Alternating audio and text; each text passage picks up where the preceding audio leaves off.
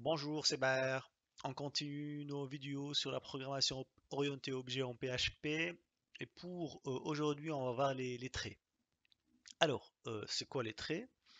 En fait, les traits, c'est une technique qui est née due à un problème que PHP rencontre lors de l'héritage.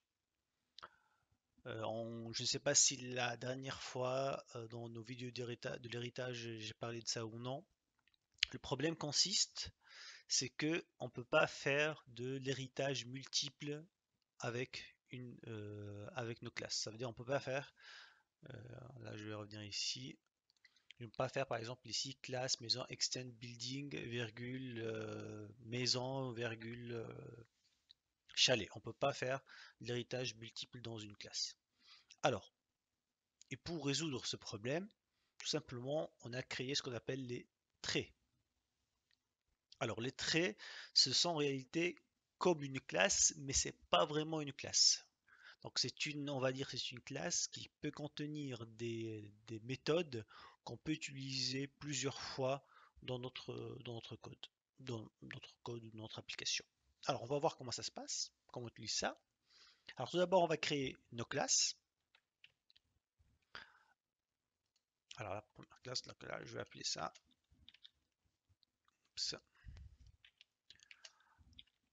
Alors, alors comment on déclare la trait? Tout simplement, ça commence par trait. Ensuite, le nom de la classe. Juste, je vais déjà building.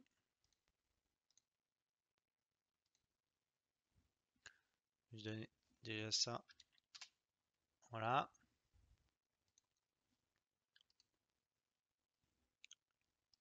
Ensuite, ça ressemble un petit peu à une classe. Alors, on a dit trait email. Puis après, je vais déclarer par exemple une variable. Là, je vais faire private email. Et aussi, je vais créer ma méthode de fonction un setter set email.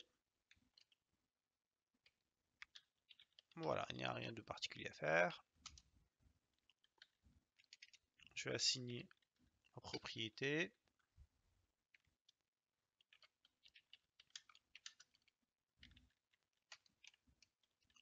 Et je vais faire un petit écho.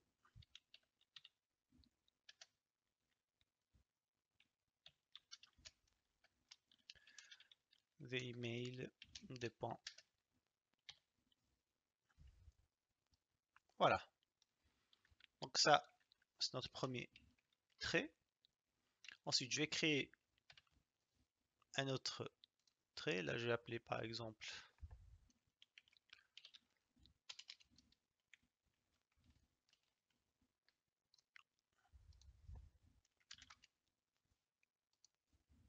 alors trait utilisateur, user. Je déclare propriété privée username et une fonction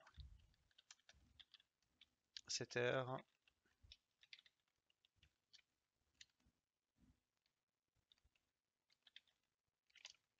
username. Voilà.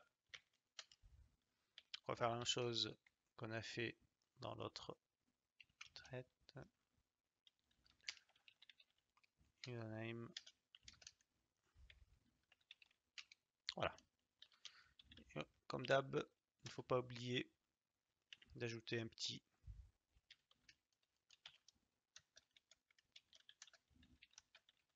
écho. Donc l'username du client est bien. Donc là, on a créé nos traits. Il faut faire attention, il faut dire trait et pas classe. Hein. Voilà. Maintenant, comment on va utiliser ces traits? Alors, on va revenir dans notre classe principale. Et pour faire, on va utiliser le mot-clé use. On va venir ici. On va faire use, user, c'est le nom de première notre trait, et puis use email. Et ça, c'est la première trait qu'on a créée, email. Très bien. Bien évidemment, j'ai déjà fait moi le travail en avance. J'ai inclus les deux fichiers include building 4.2 et include, donc j'ai inclus les deux fichiers, les deux traits email et user. Donc ça, il ne faut pas oublier de le faire. Hein. Include building 4-2 et include building 4-3. Alors, comment on va mettre en application ça? On va créer encore un deuxième fichier. Alors, si on va revenir ici, donc on va reprendre ce qui était avant. Donc on va utiliser ça. Donc on va créer un objet. Donc ici on va créer notre fichier. On vient de créer le fichier. Donc ici on a inclus la classe principale, building4.php. Donc c'est la classe mère. Et dans cette classe, puisqu'on ne peut pas, comme on a dit, hériter de plusieurs classes, on a créé les traits qui sont ici, user et email. Maintenant, on ferme ça. Maintenant, on va faire des tests et on va voir est-ce que ces méthodes qui ont été créées ici dans les traits, on peut les utiliser ou non. Alors, on a notre objet maison. On va faire le premier test. On va voir si ça fonctionne ou non. Maison, set username.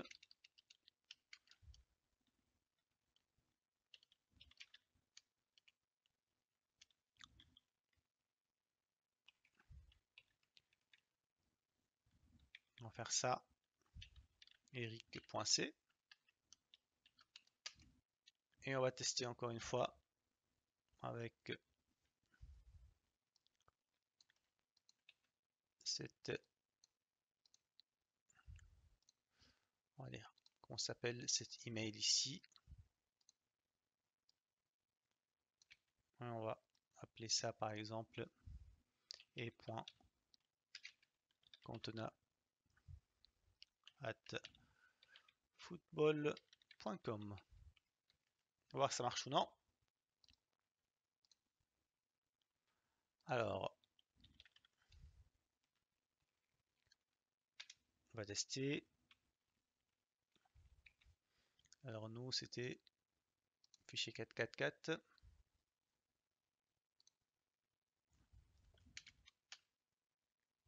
Oups, il nous dit que cet email ça n'existe pas. Ouais, c'est logique.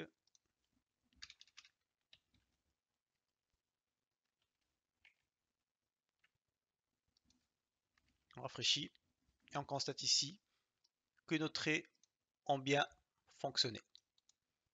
Donc là, on vient de voir qu'on peut contourner le problème de l'héritage multiple, qu'on ne peut pas le faire par utiliser les systèmes de traits dans la programmation orientée objet. Voilà, j'espère que la vidéo vous est utile. Comme d'habitude, si vous avez des questions, n'hésitez surtout pas. N'hésitez pas également de laisser un petit like et pourquoi pas de s'abonner sur ma chaîne. Merci, à la prochaine. Au revoir.